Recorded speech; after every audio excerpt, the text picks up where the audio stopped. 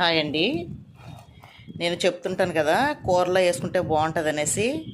ఇది ఏంటంటే తెలుసు కదా, జీడిపప్పు. ఇది సిప్స్ చిన్నది, లాస్ట్ స్టేజ్ ఇదే. ఇంకా ఇదే అమ్ముతారు మనకి. ఇవి పెద్ద పెద్ద ఫంక్షన్స్లో ఇది రాస్తారు మనకు కంపల్సరీ లిస్ట్లో. దీన్నే పేస్ట్ చేసి గసగసాలు ఇది కలిపి కర్రీస్లో వేస్తారన్నమాట. ఆ ఫ్లేవర్ అనేది బాగుంటుంది అనేసి. తర్వాత కర్రీ కొంచెం మనకి గ్రేవీ కింద వస్తుంది ఇది వేయటం వల్ల. తర్వాత టేస్ట్ కూడా మారుతుంది. అయితే ఇప్పుడు ఇది పావు కిలో అండి. సపోజ్ చెప్తున్నాను మీకు, నేను 2-3 కిలోలు తీసుకుంటాను. ఇది పావు కిలో.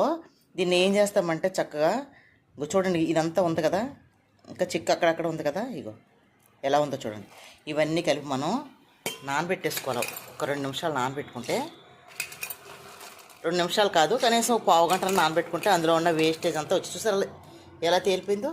అంటే చెరిగినా పోతుంది, కాకపోతే ఏంటంటే ఇవి చిరాగ్గా ఉంటుంది కదండి, జిడ్డది ఉంటుంది. కాబట్టి మనం ఏం చేస్తామంటే 2-3 సార్లు నీట్గా కడుక్కొని, దీన్ని సమ్మర్ కదా అప్పుడు మనకి బోల్డ్ అని ఎండలు కాస్తాయి, ఎండబెట్టేసుకోవాలన్నమాట. ఒక 2 గంటల్లో ఎండిపోద్ది. ఎండబెట్టేసుకొని దీన్ని వేపి పొడి చేసుకుంటే చక్కగా మనకి కర్రీస్లోకి. తర్వాత పిల్లలకి మనం ఎప్పుడప్పుడు మనం జ్యూసులు చేస్తుంటాం కదండి, ఆ జ్యూసులు చేసినప్పుడు కూడా ఈ పొడి వేసుకోవచ్చు. ఇలాగా శుభ్రంగా దీన్ని ఉన్న జిడ్లాగా ఉంటుంది అనమాట, ఇదంతా పోతుంది. చూసారా ఎలా తేలిపోయిందో. ఇది 2-3 సార్లు నీళ్ళు కూడా ఎలా ఉన్నాయో చూసారా. ఇవి కూడా 2-3 సార్లు మనం నీట్గా కడిగేసుకోవాలి. కడిగేసుకొని దీన్ని ఎండబెడదాం. ఎండబెడితే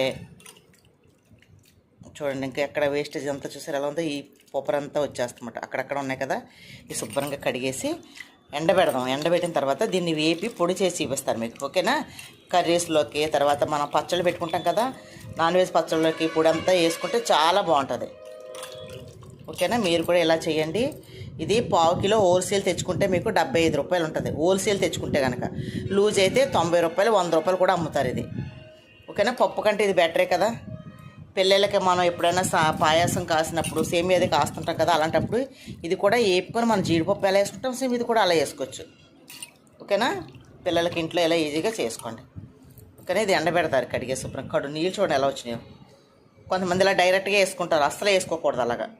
నిల్వ ఉండడం కోసం బోల్డ్ అని వేస్తారు ఇందులో, పుట్లు అవి కట్టుకోకుండా, ఓకేనా. ఛానల్ సపోర్ట్ చేయండి, సబ్స్క్రైబ్ చేసుకోండి. పుడాడి చూపిస్తాను మీకు.